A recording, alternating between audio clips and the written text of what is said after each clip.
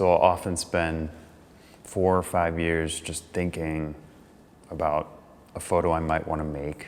And then if I'm still excited about it after 5 years, that sort of vets it. And then I make the photo, and then I hang it up and look at it for a long time. And a lot of them I decide like, that didn't quite work out. I don't think we need to share this with the world. But that's the only way I've really figured it out. Or I haven't figured it out, but that's the only thing that seems to work for me, is just to take my time. So. And then the real fun was I submitted these fake New York Times wedding announcement applications for my ex-boyfriends and I, without them knowing. They were all rejected, but so that information's in there, and you know who you are if you're watching this. And the New York Times wedding announcements, like, most of us know this, but like, they're sort of this last bastion of WASP privilege. Like, it will still say if you're a Mayflower descendant. So in the questionnaire, it's asking, and this is replicated in the photo, we can show that in the Zooms, but it's asking, where did your partner go to college? What like level of Latin honors did they achieve? What does your father do? Which church is this in? Like, is your mother descended from anyone notable? And these sort of questions, like, I think become more and more complicated when we think about,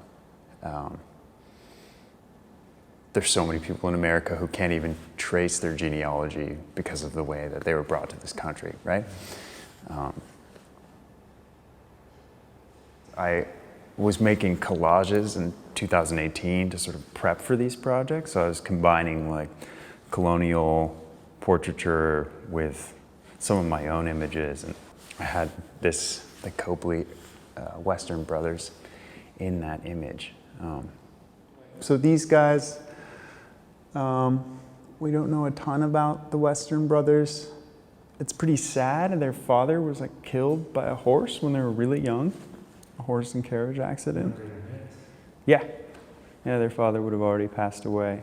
And they were really old school landed gentry.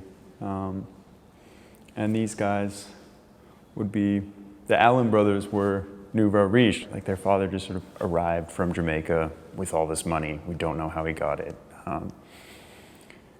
But I was reading like one of the reasons in English society at this time that there may have been people who had this discomfort with nouveau riche families, the landed gentry, was that it was sort of implied or understood that they were all involved in the slave trade. So these are two brothers, John and James Allen, and the older brother, you can't really see it in this, we'd have to zoom in, but he's sticking a stick through this hat and the lining of the hat is torn. So it's this sort of like childish jousting gesture, which if you think about it, is like a huge departure from, I don't know, a painting like this where a child is sitting like a little statue. But that apparently was also a symbol from the French Revolution for liberation. So we have this sort of hazy allusion to that, potentially on the part of the artist, like that's also in the painting. You describe heavily coded images. Would you describe yours as heavily coded as well? Yeah, I'm really interested in those codes. I mean, I think that's what attracts me to paintings from this time period. I feel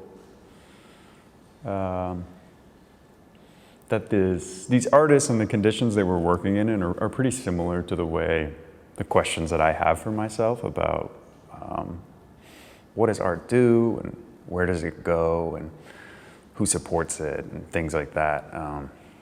So I'm not just saying this, it's really what makes me so over the moon about this. Like, this is my favorite gallery, the American ones, especially when this combination of the paintings with like this coral teething thing or the handicrafts.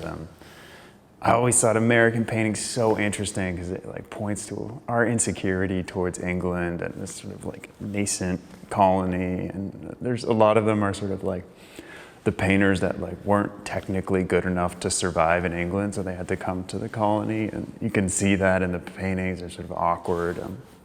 I love all that stuff.